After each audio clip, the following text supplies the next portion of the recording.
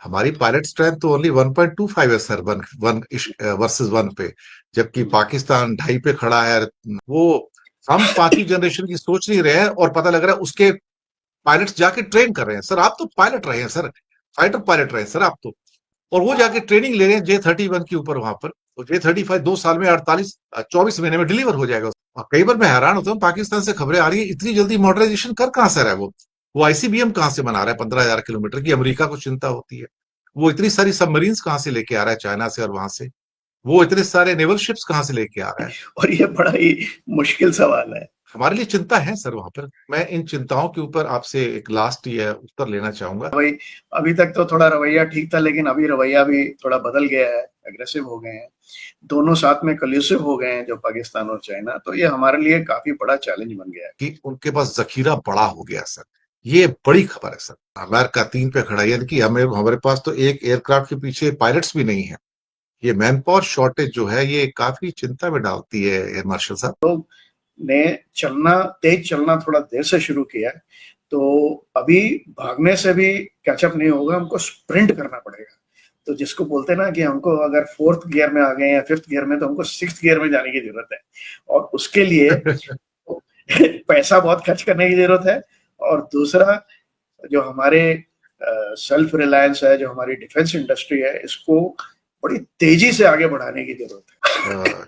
China के जो bombs की संख्या 600 हो गई है, हम मुश्किल से 170 पे बैठे हैं, और शायद हो सकता है 600 से भी ज्यादा हो गए। तो ऑलमोस्ट जो बाकी देश बता रहे हैं, और हर एक बॉम्ब के पीछे उन्होंने 2 ICBM प्रिपेयर किए हैं, जो मेरे पास इंफॉर्मेशन है कि 1200 जो 15,000 किलोमीटर तक जा सकती हैं, चाहे वो अलग अलग वर्जन हैं, जो बाई फ्रॉम लैंड है, एयर है, सबमरीन से भी हैं, जो भी हैं। प्लस पेंटागन की एक और रिपोर्ट आती है जो कहती है कि चाइना के जो नंबर ऑफ ICBMs और IRBMs हैं वो काफी अप होते चले जा रहे हैं। तो एक प्रश्न आया था अभी, मैंने एक एक्सपर्ट से पूछा 2-4 दिन पहले, कि प्रश्न ये नहीं कि हमारे हमारे पास कितने टाइप की मिसाइल्स हैं, प्रश्न ये कि हमारे पास कितनी मिसाइल्स हैं। क्योंकि अगर हमने सबकी 5-5 रखी हैं, 10-10 रखी हैं, तो उससे काम नहीं चलेगा। आज की डेट में तो आप लंबी दूरी की अगर वॉर कर रहे हैं, तो फिर आपके पास तो हजारों मिसाइल होनी चाहिए, और उसका खर्चा बहुत ज्यादा है फिर तो इतना बड़ा आर्सेनल बनाने के लिए। तो उस रियलिटी के हम कितने नजदीक हैं जहां पर चाइना खड़ा है, कि उसके पास जो नंबर ऑफ मिसाइल्स हैं, उस नंबर ऑफ मिसाइल्स पे पहली बार मुझे पेंटागन के माथे पर पसीने की रेखाएं नजर आई हैं सर। तो चाइना, और दूसरी चीज, अब आप देखिए हमारे चारों तरफ वो एक एक करके सारी जितनी कंट्रीज हैं उसमें थोड़ा बहुत कंट्रोल एक्सरसाइज कर रहा है। नेपाल देख लीजिए आप, लेटेस्ट बांग्लादेश देख लीजिए, म्यांमार हो गया, नीचे श्रीलंका में पोर्ट मालदीव्स हो गया, जिबूती में उनका बेस है, पाकिस्तान में तो ऑफ कोर्स है ही सब कुछ। तो आप देखिए वो स्ट्रिंग ऑफ पर्ल जिसको बोलते हैं हमको चारों तरफ से वो, तो ये जो इरिटेंट्स हैं, ये जो छोटे छोटे, ये सब बढ़ा के हमारी जो चैलेंज है वो बहुत बड़ा हो जाएगा। तो हमको इस समय मिलिट्री जो कैपेबिलिटी है वो बढ़ाने की जरूरत है बहुत तेजी से। ये बॉटम लाइन है। स्ट्रेंथ काफी कम हो रही है जी, ये आपने सही कहा कि 42 स्क्वाड्रन करीब करीब चाहिए हमारे पास, मुश्किल से 30-31 है, उसमें से भी शायद 2 स्क्वाड्रन तो MiG-21 के हैं शायद, मुझे लगता है, जो अभी तक फेज आउट नहीं किए गए, तो वो भी उसमें इंक्लूडेड है। तो कुछ एक्सपर्ट्स कहते हैं हम तो वर्चुअली डाउन टू 28 हैं। अब हम हमेशा पाकिस्तान को माइंड में रख के प्रिपेयर्डनेस करते रहे, लेकिन चाइना ऑफ लेट एक मेजर एडवर्सरी के रूप में निकल कर आया है, और मुझे लगता है बड़ी चुनौती है। आपकी बात तो सही है सर, लेकिन टेक्नोलॉजी बहुत महंगी है आज की डेट में, और चाइना की जो टेक्नोलॉजिकल जो एज है वो बहुत बड़ी है, क्योंकि उनको हर चीज बोरो नहीं करनी पड़ती, हमें हर चीज बोरो करनी पड़ती है। We are almost a laggard in technology, new technology.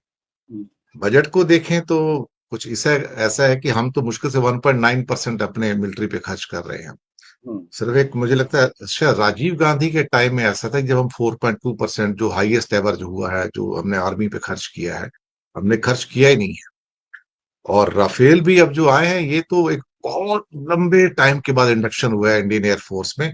उससे पहले जो आए थे आपके ले दे के सुखोईज हैं, या ओल्ड टाइमर्स मिराज 2000 जगुआर्स वगैरह, जगुआर तो खैर अब ऑलमोस्ट नॉन फाइटिंग स्क्वाड में चले गए, वो तो एक ट्रेनिंग वाले हिस्से में आए हैं। सुनने में आया कि फाइटिंग में मैंने कभी देखा नहीं, मिक्स तो ऑलमोस्ट आउटडेटेड है। गिलगिट बाल्टिस्तान वो हिस्सा है जहाँ के बिल्कुल सेंटर से स्कर्दू और ये गिलगिट है, वहां से वाइड रेंजिंग सीपेक प्रोजेक्ट जाता है, जो अब एक्सटेंड किया काबुल तक और बाद में ईरान को टच कर रहा है। पाकिस्तान लाइव के मुअज़्ज़िज़ नाज़रीन, अस्सलामुअलैकुम। पाकिस्तानी पायलट्स की महारत और बहादुरी का चर्चा हमेशा से रहा है, लेकिन भारतीय दिफाई तज्ज़ियाकार दिनेश के वोहरा का ये एतराफ़ एक नाकाबिले यकीन लम्हा था जब उन्होंने इकरार किया कि पाकिस्तानी पायलट्स भारतीय पायलट से बेहतर हैं। दिलचस्प बात यह है कि भारतीय एयर मार्शल जो उस प्रोग्राम का हिस्सा थे, वो भी इस हकीकत को झुठला न सके और दिनेश के वोहरा की बात से इत्तेफाक किया। मजीद बातचीत में ये भी बताया गया कि चीन पाकिस्तानी पायलट्स को 5th जनरेशन तैयारों की तरबियत फराहम कर रहा है, जो दोनों ममालिक के बढ़ते हुए दिफाई ताल्लुकात का वाज़ेह सबूत है। चीन और पाकिस्तान के मुश्तरका फौजी मंसूबे और जदीद तैयारों की शमूलियत भारत के लिए एक बड़ा चैलेंज बन चुका है। इस हवाले से भारतीय एयर मार्शल ने एतराफ़ किया कि भारत को अपने हवाई जहाज़ों की तादाद और मयार में बेहतरी लाने की अशद ज़रूरत है। दिनेश के वोहरा और एयर मार्शल दोनों ने तस्लीम किया कि पाकिस्तान अपने दिफाई निज़ाम को मुसलसल मजबूत कर रहा है और भारत को अपनी हिकमत अमली पर असरनो गौर करने की ज़रूरत है। अगर भारत ने अपने तैयारों की क्वालिटी और पायलट्स की तरबियत पर तवज्जो ना दी तो मुस्तकबिल में सूरत हाल मजीद बिगड़ सकती है। भारतीय मीडिया में ये एतराफ़ एक ज़ल्ज़ले से कम नहीं है। दिनेश के वोहरा के बयान के बाद भारतीय चैनल्स पर शदीद तनकीद और इल्ज़ाम तराशी का सिलसिला शुरू हो चुका है। भारतीय अवाम के दिलों में मजीद खौफ पैदा हुआ कि पाकिस्तान और चीन के बढ़ते हुए ताल्लुकात और पाकिस्तानी पायलट्स की महारत भारत के लिए एक खतरा बन चुकी है। ये भी वाज़ेह किया गया कि पाकिस्तान न सिर्फ अपनी एयरफोर्स बल्कि नेवी और आर्मी के शोबों में भी मुसलसल तरक्की कर रहा है। भारत के लिए ये एक लम्हा फिक्रिया है कि वो अपनी दिफाई हिकमत अमली पर असरनो गौर करे ताकि आने वाले वक्त में वो खुद को मजबूत कर सके। नाज़रीन, ये एतराफ़ इस बात का सबूत है कि पाकिस्तानी पायलट्स की महारत और उनके तैयारों की ताकत किसी से कम नहीं और भारत को अपने दिफाई निज़ाम को बेहतर बनाने के लिए फौरी इक़दामात करने की ज़रूरत है। इस हवाले से उनका मजीद क्या कहना था, इस वीडियो में देखें। वीडियो में आगे बढ़ने से पहले हमारे चैनल पाकिस्तान लाइव को सब्सक्राइब जरूर करें ताकि आने वाली वीडियो अपडेट से आगाह रहें। अब चाइना का ये कहना है कि अगर आप सीपेक को टच करते हो वहां पे आके तो it will be deemed as a attack on the China, तो फिर वहां पे हमारे लिए एक तरह से स्थितियां बदल गई हैं। और मैं मतलब मेरी प्रेजम्पशन ये है, हो सकता है मैं गलत भी हूं, कि गिलगिट बाल्टिस्तान तो पूरा का पूरा ऐसा लगता है कि पाकिस्तान से वो हड़प कर चला जा चुका है इस टाइम। वो चाइना अपनी वहां पे फोर्सेस वोर्सेस लगा के सब कुछ करके वो एक किस्म से उसको पूरा कब्जा कर चुका है। तो भारत के लिए मुसीबतें वेस्टर्न फ्रंट में भी बढ़ती हुई नजर आ रही हैं और अ, अब उसके पास स्टेल्थ टेक्नोलॉजी भी आ रही है साहब। दूसरी चीज ये है कि China, everything is coming from China. अब आप देखिए, पहले यूएसए से भी आता था, जब उनकी लड़ाई, जब यूएसए को हेल्प कर रहे थे वो एंटी टेरर ऑपरेशन में अफगानिस्तान में। अब क्या है, सब कुछ चाइना से आ रहा है। तो वो जो F-31 की बात की आपने, 5th जनरेशन एयरक्राफ्ट की, न्यूज में आता रहता है। अभी आपका J-10C की न्यूज आई थी कि बांग्लादेश लेगा। तो आप राइट हैं कि हमारे चारों तरफ चाइनीज इन्फ्लुएंस बढ़ते जा रहा है। लेकिन पाकिस्तान में जो है 5th जनरेशन एयरक्राफ्ट की बात आप कर रही है, JF-17 लिए उन्होंने चाइनीज हेल्प के साथ। तो ये सारी चाइनीज टेक्नोलॉजी उधर आ रही है और चाइना ने टोटल कंट्रोल में रखा है पाकिस्तान को अपने नाम।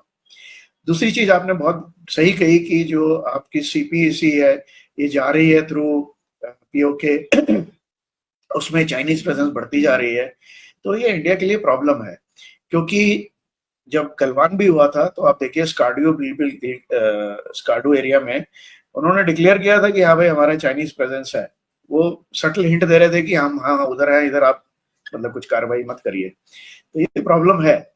और सिंस CPEC उधर से जा रही है और चाइना का पेट प्रोजेक्ट है, इकोनॉमिकली प्लस काफी उसके बेनिफिट्स हैं उसको, तो वो उस पर उसने पूरा जोर लगा के रखा है और उसको कोई उसको मतलब सक्सेसफुल करने के लिए वो जो भी जरूरत पड़ेगी वो करेगा।